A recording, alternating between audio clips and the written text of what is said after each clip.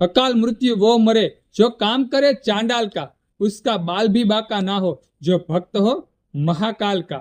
ओम नमः शिवाय અને હર હર મહાદેવ શિવ ભક્તો, હિન્દુ સનાતન ધર્મના દરેક લોકોને, મારી સાથે જોડાયેલા તમામ શિવ ભક્તોને મારા મહાદેવ.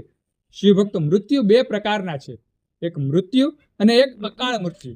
આ બંનેમાં તફાવત શું છે ભક્તો?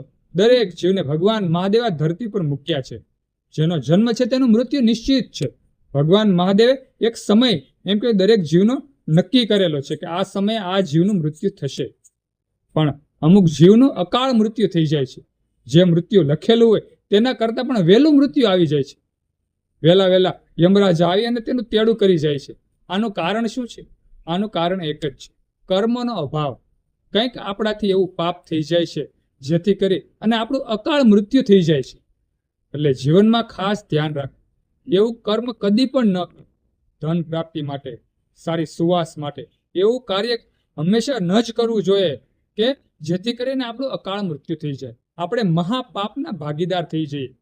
ભગવાન મહાદેવ ખૂબ ખીજાય છે. તે જીવને ભગવાન મહાદેવ ખૂબ ખીજાય છે જે એવું કર્મ કરે છે જેનું એમ કે આપણા શાસ્ત્રોમાં વર્ણન છે જે આપણે કરવું ન જોઈએ.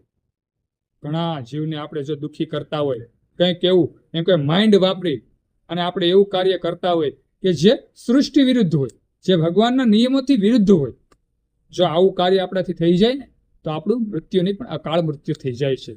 ઘણા લોકો એવા હોય છે જે માઇન્ડ વાપરતા હોય છે કે હું મારા માઇન્ડથી આવું કાર્ય કરી નાખું. અને જે કાર્યમાં એમ કહેવાય કે કોઈ ભક્ત દુઃખી થવાનો હોય, અમુક લોકો માઇન્ડ વાપરતા હોય છે કે હું આને દુઃખી કરી દઉં.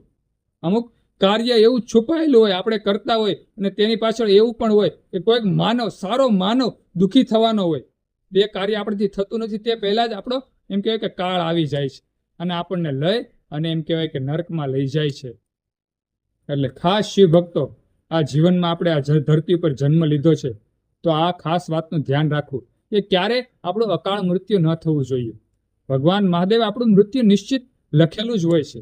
જો આપણે તેનું ભજન કરીએ, મહાકાલનું આપણે સ્મરણ કરીએ તો આપણા બુદ્ધિમાં એવો વિકાસ થાય છે કે જે પણ કર્મ ખરાબ થવાનું હોય આપણા હાથે તે આપણાથી થતું નથી.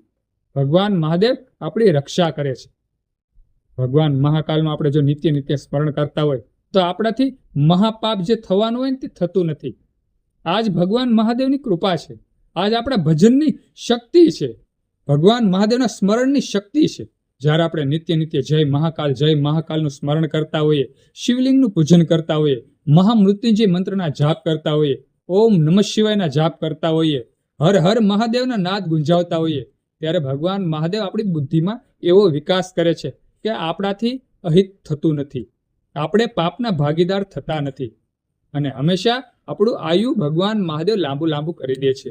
જે પણ કદાચ આપણું આયુષ્ય ભગવાન મહાદેવ ટૂંકું લખાવીને આપણને મોકલ્યા હોય, પણ જો આપણે નિત્ય તેમનું સ્મરણ કરીએ ને તો અકાળ મૃત્યુ તો શું, પણ જે આપણું મૃત્યુ લખેલું હોય ને તેના કરતાં પણ ભગવાન મહાદેવ આપણું આયુષ્ય લાંબુ કરી દે છે. એટલે ખાસ શિવ ભક્તો, આ છે તફાવત મૃત્યુમાં અને અકાળ મૃત્યુમાં. સુંદર આ વિડીયો ગમ્યો હોય તો વિડીયોમાં જય મહાકાલ લખી નાખજો.